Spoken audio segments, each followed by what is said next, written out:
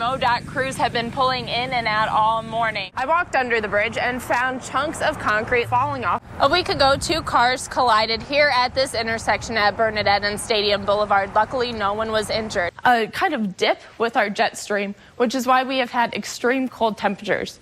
A dead body was picked up in this tree line just a few hours ago. Those comments took me to where I am right now. If you look down Range Line and 70, this is the spot where most people are talking about. They say it's hard to see some of the lines. I could even fit half a yardstick through the bottom of the girder or underside of the bridge where concrete broke off. I went on a hunt today with my camera, of course, but the only deer that I saw were the ones on these signs. Our story is changing now. That precipitation we were talking about earlier is now coming down in the form of sleet. Down here, a church parking lot is right in the distance, so very close to where the body. As we move on into the later part of the day, we will see some more freezing rain come on through. And here, Columbia, you can see we are right on the line right now.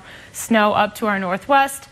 A lot of rain out towards St. Louis, really. Sheriff Heitman released these documents to me following our request, a 20-page statement from the alleged victim, Courtney Mahaney, and family members supplemental along the route, reports as well detailing as here incidents for the involving memorial Osage County ceremony Sheriff today. Michael Dixon. There were friends and family members along the route, as well as here for the memorial ceremony today. Columbia firefighters and firefighters from out of town came together for Lieutenant Bruce Britt's memorial. Some people I talked to along the route say they didn't know Lieutenant Britt, but they respected him and his courageous efforts for the community. One man I talked to says his friends knew Lieutenant Britt and only had kind words and stories about him. It was really heartfelt. I know Lieutenant Britt passed away doing what he loved to do. The memorial service just ended and Lieutenant Britt's family drove off down this road right here. People are still filing out. There are no further public plans for today. Reporting live in Columbia, Maddie Heidenreich, KOMU 8 News. Drivers use them every day and may not even think twice before driving over or under Missouri bridges. KOMU 8's Maddie Heidenreich looked into bridge data and projects to see if the state can keep up with aging and deteriorating infrastructures. People who drive under this bridge every day may notice that it's starting to deteriorate on the underneath side. Joe Alder is talking about the I-70 overpass near Business Loop 70. Nearly 60,000 cars drive across this overpass almost every single day. That's not even to mention the cars that drive underneath.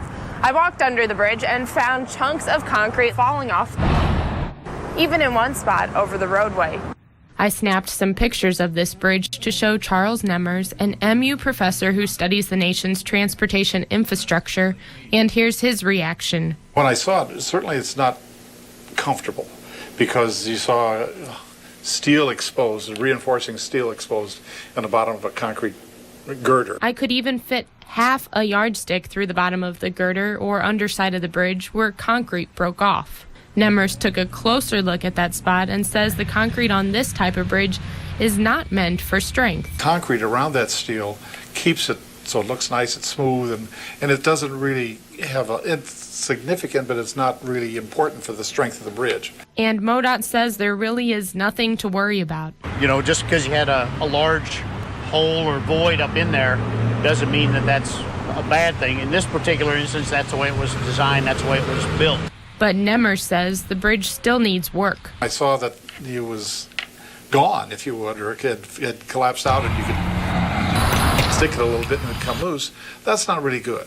And so it needs to be fixed. The area of loose concrete over the roadway still has a frequent driver uneasy. I'm hoping that the MoDOT inspects it on a periodic basis, a frequent basis, just to make sure that no large chunks of concrete would fall off from the underside of the bridge, fall onto a vehicle, a bicyclist or a pedestrian, and potentially kill or injure them. The more safety problem is the concrete falling down on top of something underneath, so they need to put it in a program. MoDOT's last inspection here was in 2011. Trampy says crews were also at the site recently to knock off more loose concrete.